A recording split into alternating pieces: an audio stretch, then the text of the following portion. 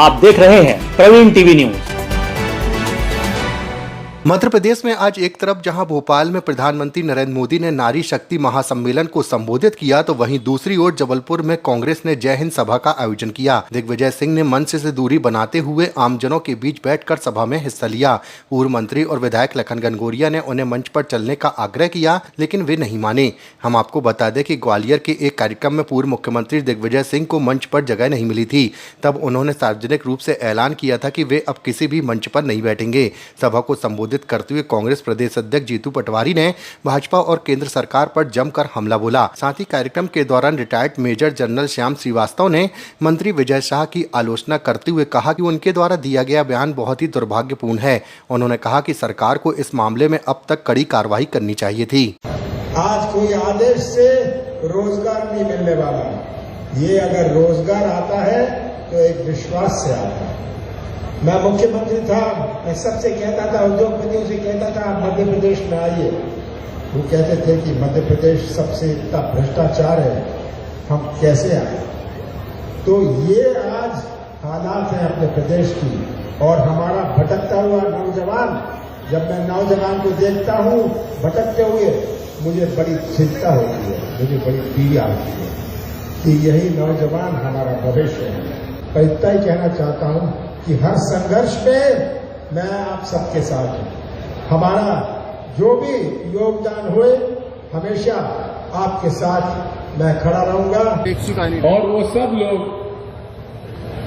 सेना के प्रति नतमस्तक है, सम्मानित करते हैं। और एक दूसरा वर्ग है वो विचारधारा जिसका कि कोई भी आजादी की लड़ाई में योगदान नहीं रहा, जिसने आजादी की लड़ाई में भाग लेने के लिए लोगों को मना किया और आजादी की लड़ाई में ब्रिटिश हुकूमत के साथ रहे, गुलामी की। आज वो लोग जो है भारतीय सेना के प्रति ये कहते हैं कि भारत की सेना नरेंद्र मोदी के चरणों में है। अब आप बताइए, आप किस विचारधारा के साथ हैं? हम वो विचारधारा के साथ हैं जो सेना का सम्मान करते हैं। ये जितने लोग बैठे हैं और मंच पर जनरल श्रीवास्तव जी हैं, ऐसे अनेक लोग हैं और यहां से अनेक लोगों ने शहादत दी है। हम उनका सम्मान करते हैं। इसलिए साथियों, जय हिंद सभा के माध्यम से हम उन लोगों के खिलाफ हैं जो कि देश की सेना को अपमानित करके ये कहते हैं कि वो नरेंद्र मोदी जी के चरणों में समर्पित है। मैं आज इस अवसर पर आपसे इतना ही अनुरोध करूंगा कि ये बात हमें जन जन तक पहुंचाना है। हमारे जगह जगह से, अनेक गांव से, शहरों से, कस्बों से लोग आए हैं। उनसे आप एक ही बात कहिए कि इस देश में आज एकता की बात। ये देश अनेकता का एक देश है और अनेकता में एकता ही देश की सबसे बड़ी ताकत है। हिंदू, मुस्लिम, सिख, ईसाई की एकता ही देश को मजबूत करती है और एक रहेंगे तो हम सुरक्षित रहेंगे। और इसलिए वो लोग जो नफरत फैलाते हैं उनके खिलाफ हमें एकजुट होकर लड़ाई लड़नी पड़ेगी, उनसे डरना नहीं। जब पाकिस्तान से युद्ध चल रहा था तो देश को आस थी कि पाक कब्जे वाला कश्मीर भारत का अंग बनेगा, ऐसी आशा थी। पर राजनीतिक इच्छा शक्ति की कमी के कारण ये संभव नहीं हो पाया।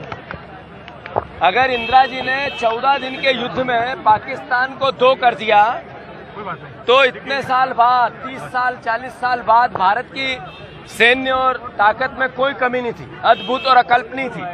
पर राजनीतिक इच्छा शक्ति की कमी थी। साथियों, ट्रंप डिक्टेट कर रहा था मोदी को। मोदी हमारे प्रधानमंत्री हैं, हमारे सर के ताज है देश का प्रधानमंत्री। पर जब वो अमेरिका से डिक्टेट होते हैं तो देश के सम्मान पे असर आता है। विदेश मंत्री कहते हैं कि हमने पहले ही बात कर ली थी कि हम कहाँ अटैक करेंगे।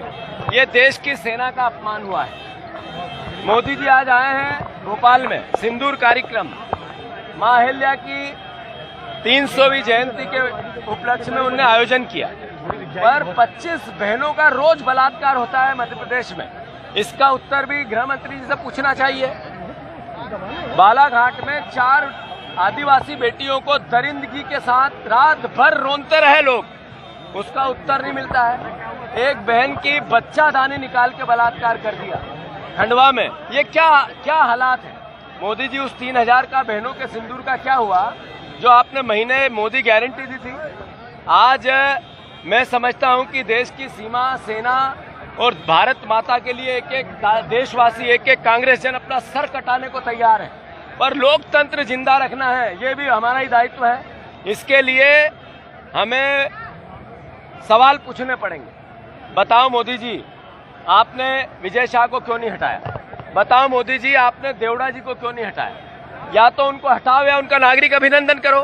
2 बात ऐसे कैसे चल सकती? आप सेना का सम्मान भी करते हो और अपमान करने वालों को साथ भी बिठाते हो। इसका उत्तर प्रदेश और देश चाहता है। राहुल गांधी जी नायक है, नायक जातिगत जनगणना के। राहुल गांधी जी नायक है देश के संविधान के रक्षा के, बाबा साहब अम्बेडकर के सपने के। राहुल गांधी जी 3 तारीख को आ रहे हैं मध्य प्रदेश में, भोपाल में। मूल भावना है संगठन सृजन का कार्यक्रम, पर एक नायक की भूमिका में आ रहे हैं। जातिगत जनगणना का अगर कोई एक व्यक्ति था जिसने आवाज लगाई, वो सिर्फ राहुल गांधी थे।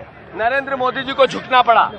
उनके मंत्री कहते थे करेगा जो जात पात की बात उसको मारेंगे हम लात, कटोगे बटोगे तो कटोगे। मोदी जी भी जात पात को लेकर अलग गलत सलत सब तरह के बयान दिए, अंत में राहुल गांधी की बात मानी।